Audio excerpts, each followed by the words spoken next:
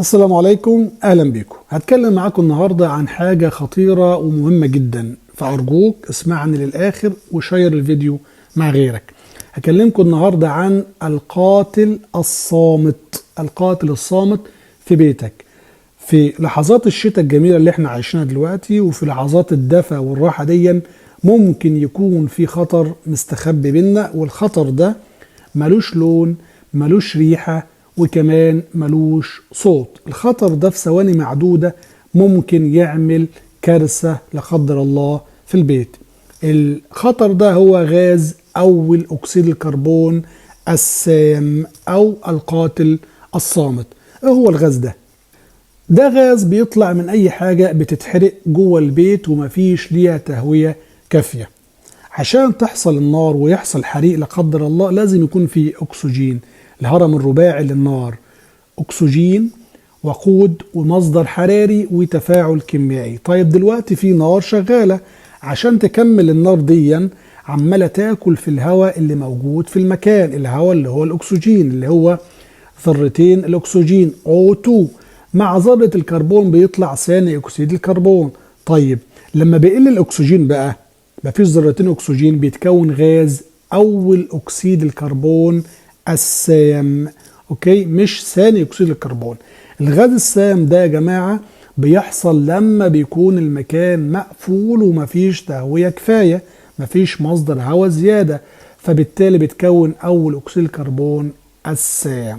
طيب ايه هي مصادره؟ دفايه الغاز، الكانون، ركيه الولعه. حد فاكر الحاجات دي؟ دلوقتي بقى في دفايه الغاز او سخان الغاز اللي في الحمام، هو ده من ضمن مصادره. والأسوأ بقى انك تستخدم البوتاجاز نفسه للتدفئة، وخصوصا البوتاجاز ابو عين واحدة اللي بتحرك ده، اللي هو اسمه البومبا. الناس بتستسهله وتستخدمه كدفاية. دي كلها مصادر محتملة لغاز اول اكسيد الكربون السام. ما تنساش كلمة السام دي. طيب هو خطير وبيأثر على الجسم ازاي بقى؟ الغاز ده خطير جدا يا جماعة، لأنه لما بيدخل جسم الإنسان بيحل محل الأكسجين اللي موجود في الدم. يعني أنت دمك بيجري فيه غاز أول أكسيد الكربون السام، ومفيش أكسجين بيوصل للمخ وباقي الأعضاء. طيب بكل بساطة لما ده بيحصل اختناق وممكن إغماء، بعد الشر عليكم. طيب إيه بقى الأعراض بقى؟ نخش بقى في الأعراض الأولية اللي هي ممكن انت تتلخبط فيها مع اعراض البرد او شويه تعب عادي. لكن لو انت مولع ولع، او في الحمام مشغل سخان الغاز، او في مصدر لاول اكسيد الكربون اللي انا قلت عليه من شويه، يبقى دي اعراض تسمم بغاز اول اكسيد الكربون. ايه هي الاعراض دي بقى؟ اولا صداع، دوخه، ترجيع. والترجيع ده مهم جدا، ودي علامه ان كان في تسمم، فبيحصل ترجيع يعني الجسم بيتخلص من السموم اللي كانت موجودة فيه، ودي علامة مهمة. طيب من الأعراض الشديدة كمان ممكن يحصل فقدان وعي وتحصل تشنجات. لو حسيت أرجوك بأي عرض من الأعراض دي والمكان مقفول، افتح المكان على طول. طب ازاي تحمي نفسك وأهلك؟ هنخش بقى نكمل الحلول الوقائية. أول حاجة اللي هو إنك تعمل تهوية ثم تهوية ثم تهوية. تهوي المكان مهما كان البرد ومهما كنت سقعان، لازم تسيب شباك أو منفذ تهوية مفتوح على طول، ولو فتحة صغيرة عشان الهواء النقي يدخل. تاني حاجة تعمل صيانة للأجهزة، تفحص الدفايات بانتظام، تجيب حد يشيك على سخان الغاز بتاعك، يشوف الشمعات، يشوف الوصلات.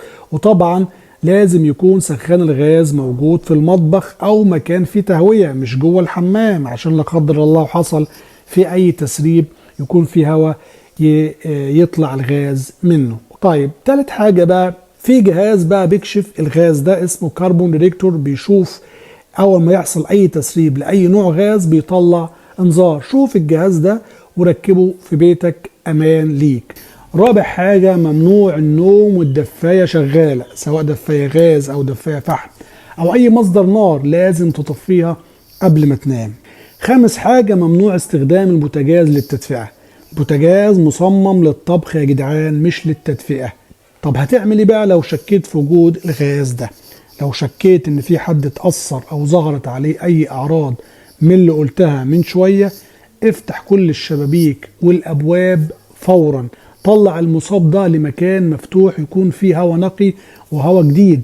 وخلي بالك انت بقى لو بتاخد حمام وحسيت بدوخة او زغللة في عينيك، اطلع من الحمام على طول. ودايما وانت في الحمام خلي الشباك موارب او منسم يدخل نسمة هواء. وافتكر حكاية اللي اختشوا ماتوا، وانت قاعد في بيتك اخرج على طول. وبرضه لو في ركية ولع كده ومتدفي انت واصحابك يكون في هوا. ودايما بص على صاحبك، مشغلين ركية الولعة وصاحبك اتدفى ونام، شيك يا حبيبي على صاحبك. ممكن صاحبك نام نومة أبدية لا قدر الله، ممكن يكون حصل له إغماء وتسمم، شيك على صاحبك. وبعد ده كله ما تنساش تروح أقرب مستشفى حتى لو الأعراض دي خفت، لأن الغاز ده يا جماعة ممكن يسيب آثار خطيرة على المدى الطويل. أتمنى لأكون فدتكم، لأن صحتك وصحة أهل بيتك تهمني وتهمك طبعا، وتستاهل إنك تاخد بالك عليها. أتمنى أكون فدتكم، وأشوفكم في فيديو جديد. إلى اللقاء.